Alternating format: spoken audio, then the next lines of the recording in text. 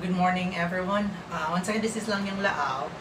I just would like to share with you the first Good Samaritans experience that I have here in Malaysia, and I felt grateful about it. I'm actually hesitant to share this with you. Primarily, this involves me. You know, I should have been like thrifty and disciplined about handling money, but there are really some times that we run out of money and we have nowhere else to go but really just wait for something miracle that can happen. So there was this one time, this happened on March 27 when we this is actually the 13th day when we had work from home set up. This was the time when Malaysia declared a lockdown on March 17. I think it was March 17. So what happened was our internet, which was from one of the telcos here in Malaysia, can only accommodate like four ports. So, and we are five here at home. So what happened was I frequently get connection issues, and sometimes I wouldn't get any internet at all. So my work from home setup is actually impaired and was not able to work well. We have issues with the VPN simply because we can't connect to the internet. So those were the issues. So my superior actually advised me to get a Wi-Fi dongle for me to use. It's from a different telcos, so I can just use it. Probably it's because of the capacity of the ports. That's why we cannot use another line, right? So what happened was that was really end of month, about 3 days before the salary will actually be sent or be given.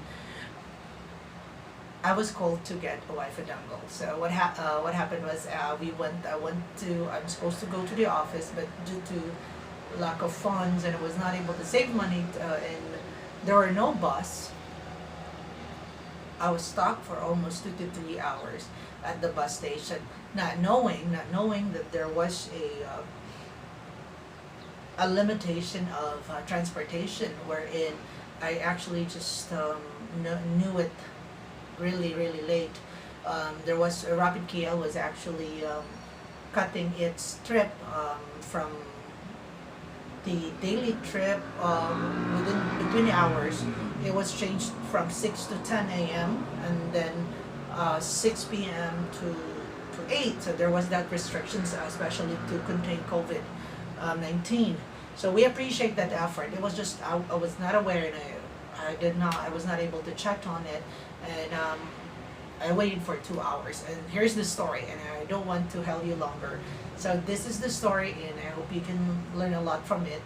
And once again, I'd like to tell you that I was really hesitant to share this because I don't want to be subject for shing, primarily because it's my fault because I didn't save some money. But this was actually a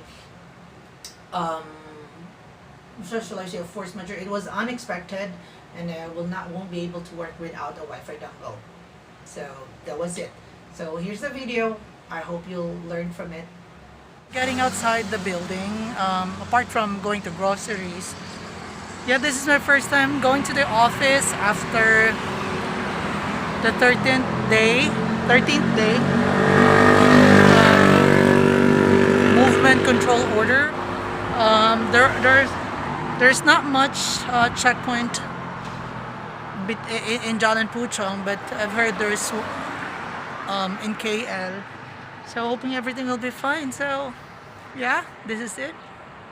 A few moments later.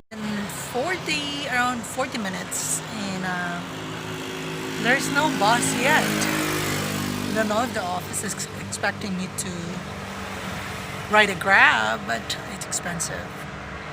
Look at that. There is no buses yet. nothing, none.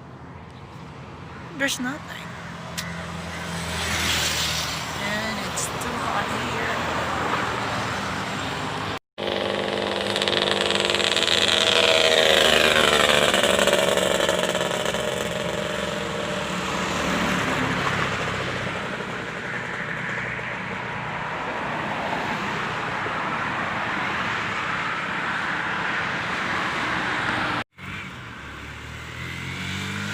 Hey, after 1 hour.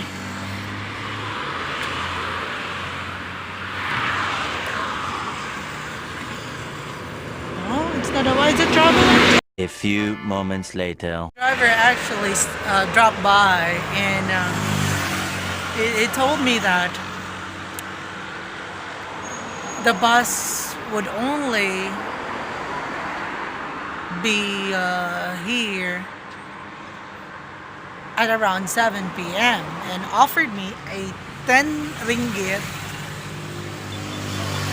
taxi ride to the red taxis here in Malaysia.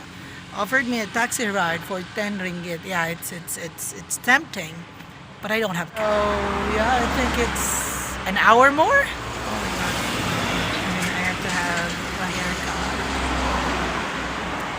An hour more perhaps. Earlier was really devastating.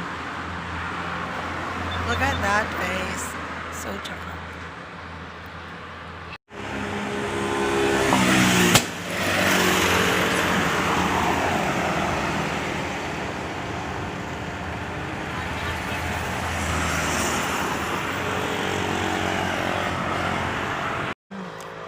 Today I will make a challenge. And this challenge would be asking a red taxi driver to bring me to KL Central with only 4 ringgit cash. I'll try to get a red taxi and wish me luck. Oh my god, wish me luck.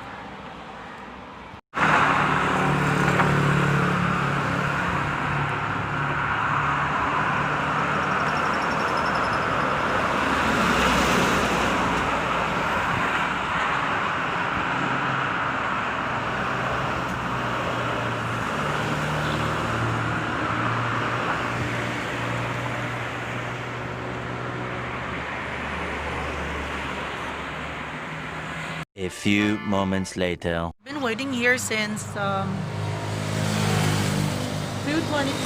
Look at my watch.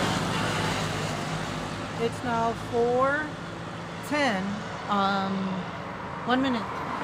4:10, and there's really no buses according to the woman that I just spoke to. In the morning, they're only available at 10 in the morning, between 8 to 10, and then in the evening they start at 5 in the 5 in the evening. No, sorry, 8 in the morning to 10, and then there will be no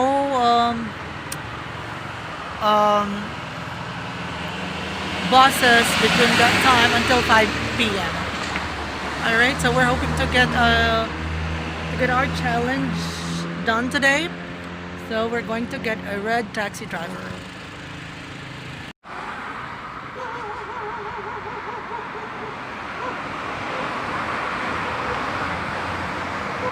How much do you charge going to KL Central? Going KL Center. Yeah. Okay. How much? I've been waiting for 2 hours for the bus. I only have 4 ringgit. If it's okay, I can pay you tomorrow.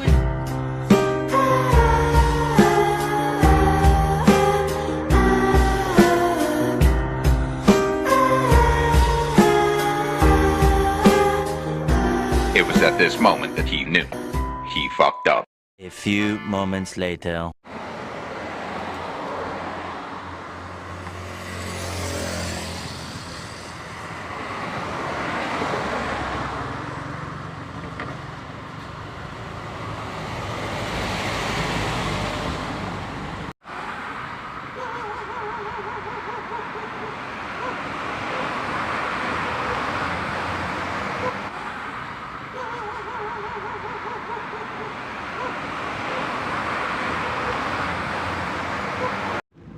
11 011 392 12322. 3921. 3922. That's right. Get the zero at the beginning. That's your area code. Same the number. Yeah, that same number. Rajah. Yeah, it's correct. Your number, yes number. Get the zero at the beginning. Huh? Take the zero. Take the 0. Yeah, remove zero. Okay, remove 0. Yeah, 11 Where? Philippines. I'm from Philippines. It's just I don't have cash because I only have 4 ringgit. So now you go your office lah. I will get Wi-Fi. No, only IT person at the office. Guys, I'm with Rajah here, and Rajah is so kind to help me, and he just stopped and called me, and I really appreciate his kindness. Tomorrow you call me 10 o'clock or 11 o'clock. Yeah, I will call you 10 to tomorrow. 11. Okay.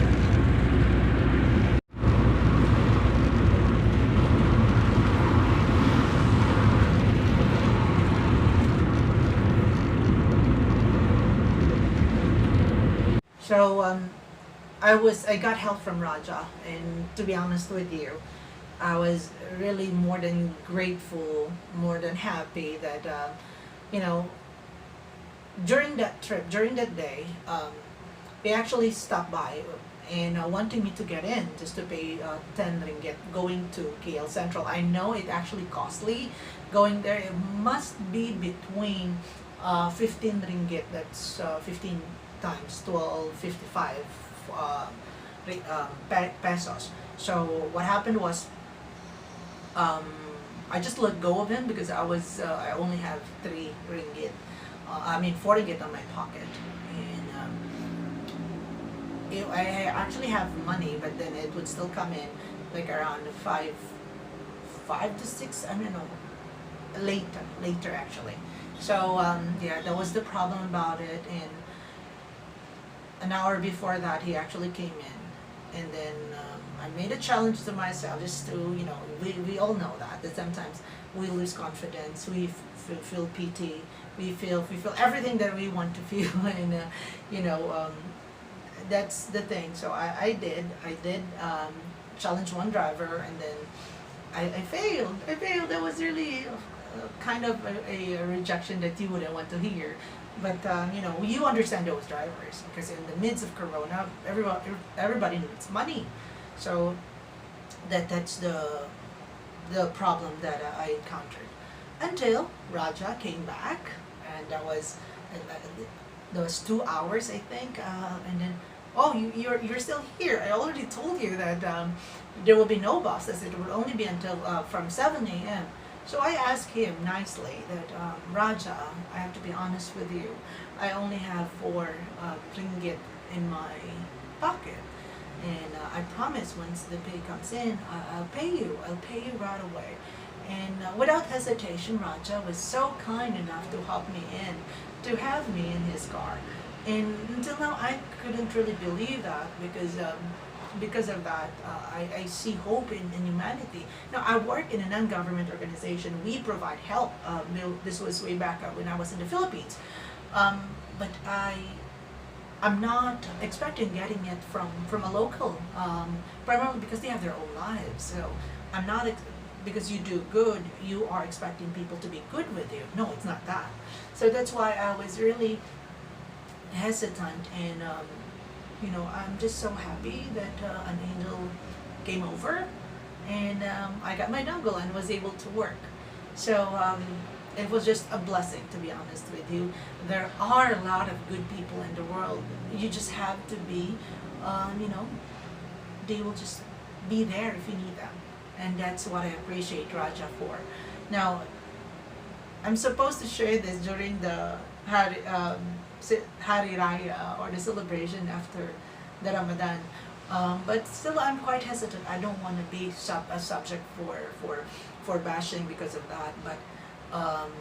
But as you can see, the moral of the story is that the lesson of the story is that, save some money, save some emergency funds, and that's what I would always do. So I won't be, you know, waiting for anyone that could, you know, I would be, you know, disturbing or annoying them. So that was actually March 22nd. That was just the second month of our stay here in Malaysia. So we came here February 29, and that was our second month. So budgeting is really tough, and until we were able to, you know, go on our feet. So I'm just really happy. I couldn't thank him enough for being so kind, and this is how I love Malays. They are totally, naturally kind. So I'm paying it forward. I'll do a big environmental and charity event soon, and it's always in me. I work, as I mentioned, I work with in a government organization before for 3 to 4 years, and I just really would like to, you know, there's that hole in me that if I will be able to help, or I would be able to share what I have. So I really would like to thank Rajah and the Red Taxi, who's been really accommodating in times of that need. So thank you, Rajah, and Assalamualaikum warahmatullahi wabarakatuh. Inshallah, thank you.